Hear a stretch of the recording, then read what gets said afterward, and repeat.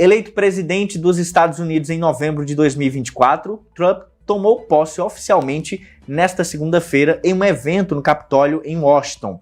Em seu primeiro discurso como o 47º presidente do país, o republicano anunciou a assinatura de uma série de medidas que, segundo ele, vão levar a, abre aspas, restauração completa da América, fecha aspas. Durante seu discurso também como presidente dos Estados Unidos, Trump prometeu a extinção de programas de diversidade e também voltou a reiterar que alterará políticas federais sobre gênero nos Estados Unidos. Na fala, o republicano mistura conceitos sobre gênero e sexo biológico. Essa declaração gerou grande repercussão em todo o mundo e, claro, aqui em Campina Grande, um dos vereadores eleitos se posicionou a favor da declaração do presidente dos Estados Unidos e gerou uma grande repercussão também entre os campinenses. Antes da gente conversar com o professor, mestre em ciências políticas, a gente vai exibir para você esta fala do vereador de Campina Grande, na Paraíba, na região nordeste do Brasil, sobre o assunto lá na posse de Donald Trump. Acompanhe. Eu falo para um público específico que compartilha das minhas ideias e compartilha dos meus pensamentos ideológicos. Eu não fico somente na pauta de costumes. Vocês sabem muito bem que a nossa pauta de costume, essa já é tradição nossa na Câmara. Porém, eu também trato dos problemas da cidade. Tanto assim é que me parece que não faz tanta mídia. Por exemplo, o senador de Alagoas está agora apresentando um projeto idêntico ao que nós apresentamos aqui em Campina Grande, ainda na gestão anterior do prefeito Romero, que é o Olhar Campina. Projeto importantíssimo. Ninguém divulga um projeto de uma natureza tão grande. Essa semana, alguns de vocês da imprensa isso fizeram. Então, o que eu entendo é que, muitas das vezes, as minhas pautas, e são pautas de costume, essa se destaca mais do que os projetos tão importantes quanto também a pauta de costume que eu defendo. Então, não é nenhum tipo de discriminação, nenhum tipo, mas eu tenho projetos importantes dessa cidade que muitas vezes não aparecem tanto quanto aparecem algumas pautas, e aí ninguém há de me culpar, porque o deputado Nicolas fez um vídeo há poucos dias atrás e somou mais de 300 milhões de visualização, e ele tratou de um assunto importante, tão importante quanto é hoje para o mundo a posse do presidente dos Estados Unidos, Donald Trump, e deixou o mundo mais seguro, ao meu ver. O fato de Trump ter dito, num recorte da fala dele, que não precisaria da América Latina, isso em algum momento soa como preocupante? Não, eu acho que em muitos casos há uma interpretação tão difícil, porque hoje nós sabemos, e vocês que fazem a mídia, a imprensa, sabem o quanto as falas em alguns momentos são distorcidas. Hoje, no natural, nós dependemos muito mais dos Estados Unidos, como o mundo depende hoje da China em área de tecnologia, tanto quanto nós dependemos aqui. Por exemplo, qual é a dependência que nós temos de Cuba? Nenhuma, não é verdade? Então eu acho que é muito relativo, essa fala deve ser observada por outros caminhos, por outros ângulos. Eu acho que nós estaríamos preocupados, porque durante um ano e tanto, autoridades importantes do nosso país agrediram e perseguiram americanos que hoje estão no poder, como por exemplo o próprio presidente, está no poder. Ele foi taxado aí até pela primeira-dama, uma crítica dela, até usou de uma fala um tanto quanto infeliz contra ele, e ele hoje é o presidente dos Estados Unidos. Tá, então a fala do vereador Alexandre do sindicato aqui de Campina Grande. Pessoal, para entender os impactos, a grandeza das falas, as repercussões, até mesmo no âmbito geográfico das coisas, a gente vai conversar com Silvio Leoteiro, mestre em ciências políticas, que vai explicar para a gente quais são os impactos dessas declarações e como elas podem influenciar o Brasil e até mesmo a nossa região. Olá, doutor, muito obrigado pela sua participação hoje aqui no nosso programa para falar sobre esse tema. Olha só, nesses últimos anos a gente vem observando uma guinada muito grande para a divisão política, né? Não se viu tantos países ou tantas regiões divididas politicamente entre espectros de esquerda ou direita, como tem acontecido nos últimos anos. E um dos grandes protagonistas é o presidente americano. Isso impacta diretamente aqui no Brasil, visto que daqui a 2 anos teremos eleições presidenciais e muito se fala sobre o que acontece lá, também reflete no que pode acontecer aqui. É como o Globo de Ouro para o Oscar. É isso mesmo que você enxerga ou é um pouco diferente? Boa tarde novamente, doutor. Boa tarde, Rodrigo. Boa tarde a todos e a todas que estão nos assistindo nesta tarde. Pois é, Rodrigo, é inegável, né, que tudo que acontece nos Estados Unidos reverbera aqui.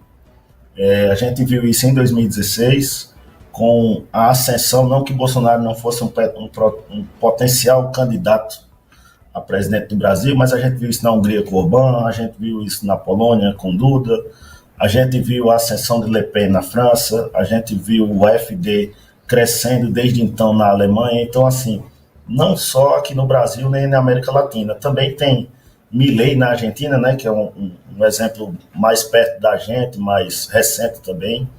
Então, realmente, tudo que é feito lá, inclusive não só das atitudes dos chefes de Estado, né?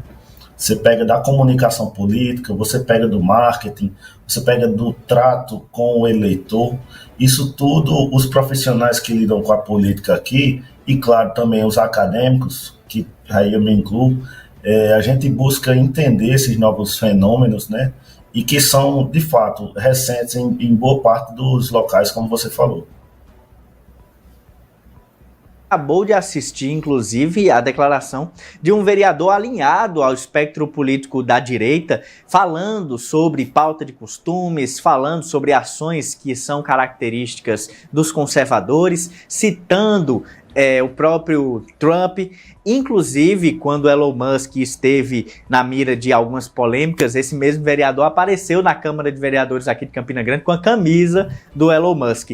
Esses comportamentos, isso aí é até uma dúvida pessoal minha, mas esses comportamentos de personagens, vamos pegar só essa área da direita mesmo, de personagens da direita, eles são realizados ou pensados justamente para, por mais que haja uma distância geográfica, gerar uma aproximação, como se as pessoas olhassem para eles e também vissem aqueles outros personagens que estão em alta. Na fala, ele falou do Nicolas, que teve um papel importante, querendo ou não, na semana passada, e agora fala do Trump, sendo que ele, regionalmente, é apenas o vereador aqui de Campina Grande. É mais ou menos tentar ligar a imagem uma à outra, é isso? Isso. E aqui cabem alguns conceitos, principalmente de comunicação, né? Primeiramente, o mais famigerado, que é o engajamento. É natural que os políticos hoje em dia busquem utilizar as redes sociais para que engajem a sua base. O segundo, partindo desse engajamento, é a economia da atenção. Ou seja, se não tem uma pauta atual na prefeitura ou no estado, ou até mesmo no país, e que ele não tem essa comunicação com a base por hora, inclusive temos aí o nosso legislativo que está em recesso, né? Então, são fatos que ajudam a manter o candidato na mídia. E por último, assim, tem um termo na ciência política que é a escolha racional, né?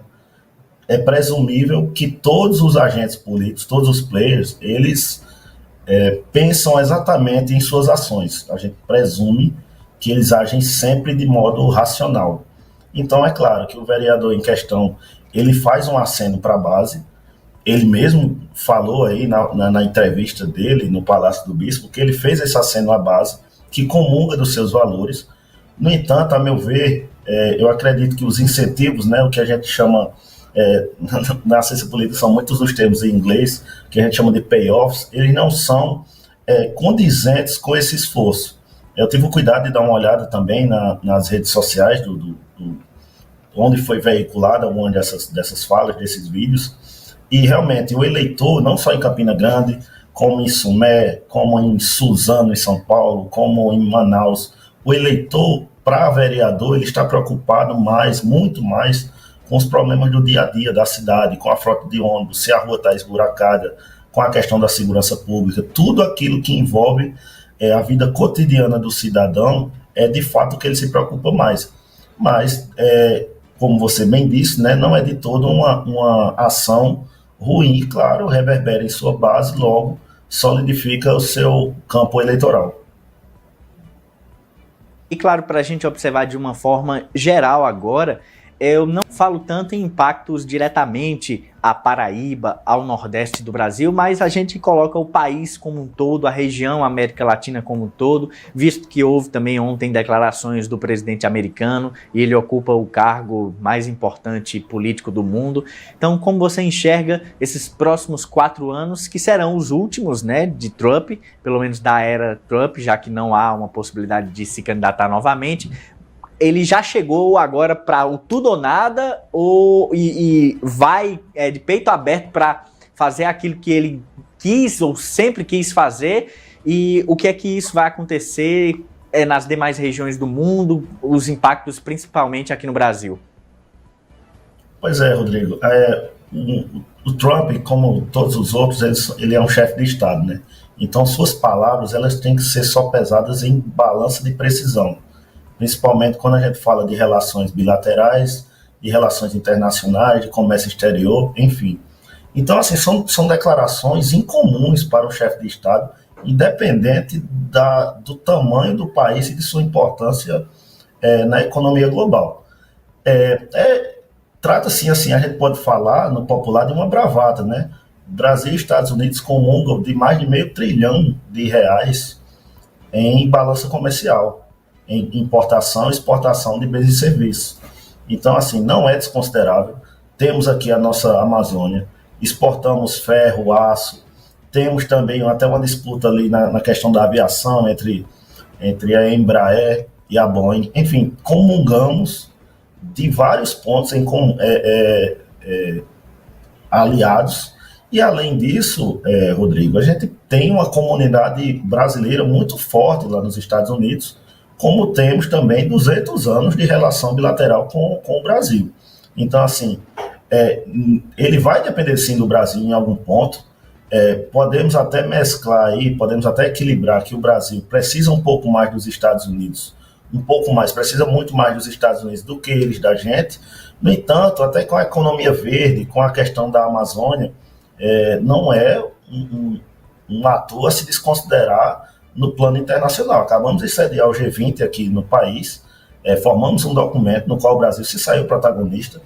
Então, acredito que essa declaração ela é mais um aceno a vários grupos internos, domésticos, e que lá esse impacto realmente é menor. Então, você acena, porque a política externa americana ela é parte central da política doméstica, diferentemente daqui. A gente não elege um presidente sabendo como ele vai se relacionar, por exemplo, com os países africanos, com os países do leste europeu, até alguns países de nível elevado na Europa e na América, né? Mas lá realmente é uma questão preponderante. Então ele vai seguindo nessas declarações. Falou do México, já quer firmar, né, o Stay in Mexico, que é para pessoas não pularem o muro ou não buscarem a entrada nos Estados Unidos. Teve a questão da anexação do Canadá, também a questão da Groenlândia. Então são vários pontos que ele está jogando e testando também. E claro, ele ainda não entrou de fato no assunto das guerras, né? Tanto da Ucrânia quanto da Palestina e de Israel. Então a gente fica aí, de fato, tem uma incerteza, tem uma apreensão em cima disso. O mercado já tomou um lado aí, mas são perspectivas, né? O mercado reage de um lado, a comunidade internacional reage do outro, o público doméstico reage de outro, e por assim vai, e a gente tem que aguardar um pouco desses desdobramentos. Com certeza vamos ter muitos assuntos a falar sobre esse tema nesses próximos anos, com o Trump na presidência dos Estados Unidos e seus impactos.